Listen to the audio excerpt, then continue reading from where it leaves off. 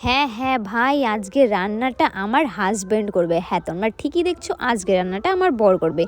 ওই যে চলে এসছে গোবর্ধন মশলা বাটার জন্য। একদিকে ভালোই হয়েছে, এই মশলা বাটা শিখে আর যে পেটটা আর ওই ওই দুটো তো কমে যাবে, নাহলে দিন যাচ্ছিলো ঝুলেই যাচ্ছিলো। আর এদিকে আমি একটু টমেটো কেটে দিয়ে বরের জাস্ট একটুখানি হেল্প করে দিচ্ছি। গাইজ, ও কীভাবে যেন হাতে মশলা বাটলো, আমার তো ভাই হাত জ্বলে যায়। আর কি সুন্দর মশলা কেখে কেখে নিয়ে রান্না করার জন্য, মানে শুধুমাত্র আমি হাতে বাটা মশলা কেটে পছন্দ করি বলে হাতে মশলা বাটছে। তারপরে যাই হোক, আমাকে একটুখানি পাঁপড় ভেজে দিয়েছিল, আমি একটু পাঁপড় ভাজা খেয়ে বর গেছিলো একটু বাথরুমে, তাই আমি একটুখানি নাড়ানাড়ি করলাম। তারপর যখন কষানো হয়ে গেছিলো আমাকে 2 পিস দিলেও আমি একটু খেয়ে এই যে দুজনা মিলে আর কি খুনসুটি করে একটু রান্না করছিলাম। মাঝখান দিয়ে আমার একটু শরীরটা অস্বস্তি লাগছিলো, যে কারণে আমি আবার একটু কফি বানিয়ে নিলাম।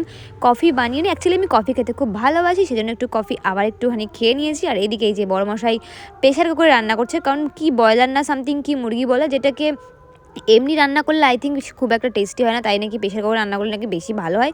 তাই এদিকে বড়মশাইয়ের কাজ করে নিচ্ছিল, আর এদিকে আমি একটু কফি খেয়ে নিচ্ছিলাম। তারপর আমাকে দিয়ে গরম মশলা বাটালো, হেভি কষ্ট হয়েছিল, কি আর করব, যাই হোক একটু করে দিলাম। আর এদিকে এই যে আমার বরের রান্না কমপ্লিট। গাইজ, এটাকে দেখতে অতটা সুন্দর লাগছে, এটাকে সিরিয়াসলি যে খেতেও খুবই সুন্দর হয়েছিল। আমার বর যে এত সুন্দর রান্না করতে পারে, বিশ্বাস করুন আমি ভাই বাপের চৈতন্য দিয়ে খাইনি, আর আমি জানতামও না যে এত ভালো রান্না করতে পারে। আর এদিকে এই যে আমি ভাত বেড়ে নিয়েছি, আমরা ভাত রান্না করিনি, এটা শ্বশুরবাড়ি থেকে ভাত নিয়ে এসেছিলাম, সেখান দিয়ে এই যে 2 থালায় ভাত বেড়ে নিয়ে।